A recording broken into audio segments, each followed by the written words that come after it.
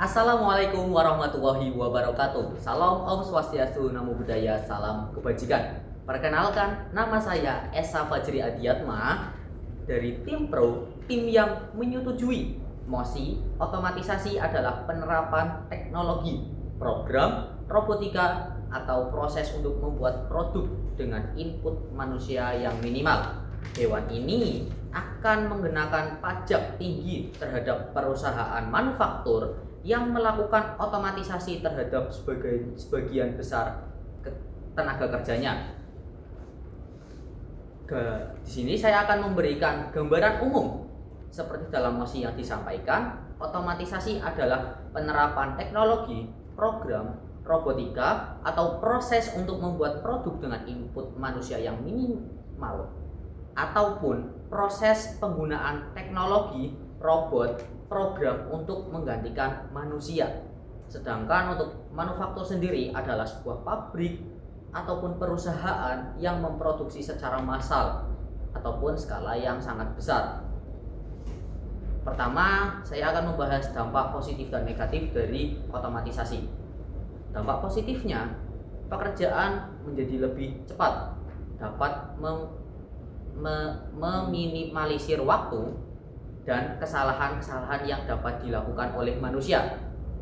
Juga dapat mengefisiensikan lonjakan peminat, tidak seperti manusia yang perlu istirahat, makan, dan sejenisnya. Dampak negatifnya, banyak pengangguran yang akan tercipta, kurangnya SDM yang berpengalaman juga. Dengan ini, saya menyatakan bahwa saya mendukung mosi ini karena dengan adanya otomatisasi, dampak yang akan dirasakan seperti semakin banyaknya pengangguran dikarenakan kurangnya keterlibatan sumber daya manusia atau input manusia dalam sebuah perusahaan manufaktur. Hal ini juga berdampak pada tingkat kriminalitas di masyarakat yang akan semakin meningkat secara drastis. Karena apa? Orang akan cenderung berbuat nekat seperti mencuri, mencopet, ataupun hal buruk lainnya karena kurangnya penghasilan yang bisa ia dapatkan. Dengan adanya pajak tinggi, bukan berarti kita menolak sebuah kemajuan teknologi, melainkan upaya pengendalian dampak buruk dari otomatisasi yang tidak bertanggung jawab, terutama pada lapangan kerja untuk manusia sendiri. Sebuah langkah menciptakan keadilan sosial bagi seluruh rakyat dalam bidang ekonomi. Kita melihat, kita berkaca dari negara luar yang sudah melakukan otomatisasi secara besar-besaran, seperti contoh Jepang, China, Amerika, Perancis, ataupun negara besar lainnya. Di sana mereka mempunyai regulasi yang tepat dan juga ketat.